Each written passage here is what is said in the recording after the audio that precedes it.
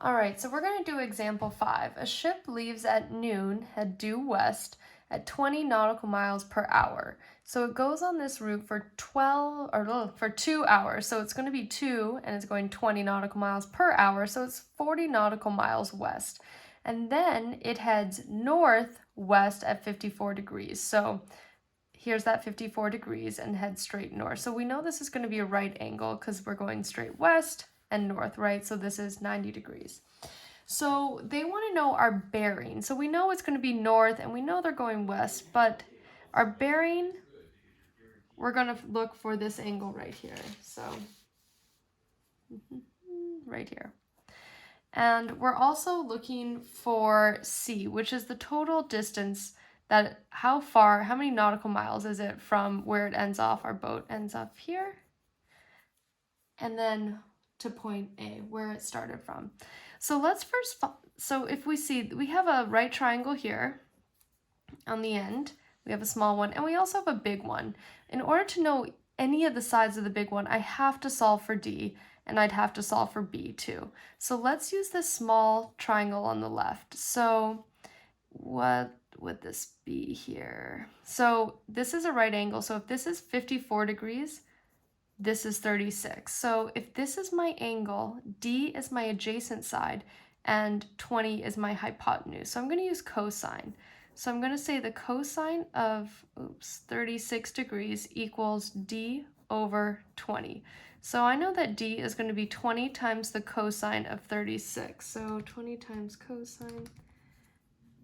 I get D equals 16.1803. Let's go 4 decimal places because this isn't our answer. This is our work to get to the answer. So if I want B, if this is my angle, opposite end hypotenuse. So I'm going to use sine. So I'm going to say the sine of 36 degrees equals B over my hypotenuse. So B is going to equal 20 times the sine of 36. So let's put that in our calculators. So I get B equals 11.7557. So this is 7.557. D equals 16.1803.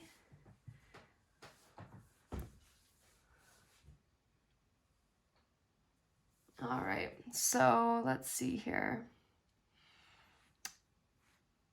Now I know my total side here would be 16 plus 40, so that's 56.1803. And our missing side. So it's up to you what you want to solve next. If you want to do C or A. C, I mean, you could use Pythagorean theorem, but if we want to do A first, let's think about what we have. We have the opposite side and we have the adjacent side. So that's tangent. So the tangent of A is going to be, what is that? Opposite 11.7557 over my adjacent 56.1803. And remember, we're solving for an angle measure. So we're going to use the inverse. So let's do inverse tangent. If you guys want to see what I'm typing on my calculator, inverse tangent.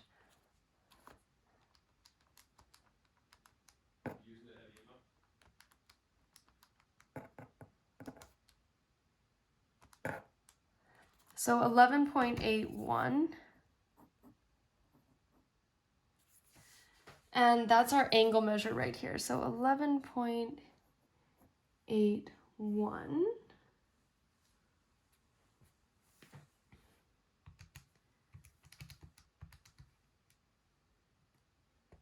So if we're measuring our bearing, so we know we're going north, right?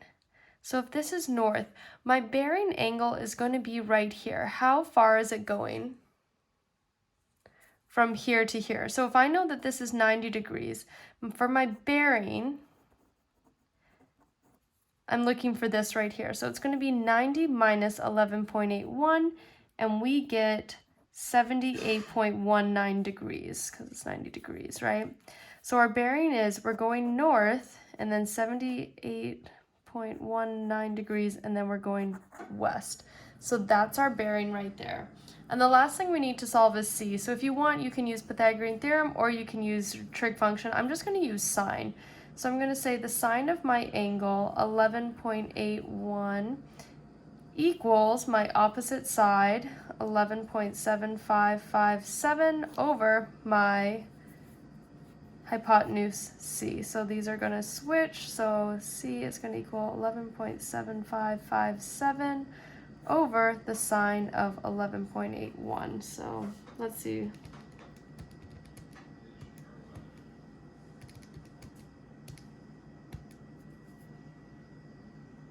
I get 57.44. So I think the book does 57.39. Of course, I'm rounding numbers and they're probably not. So that's what we get for C. So we are 57.44 nautical miles from our original point. All right, so now I believe you can try example 37.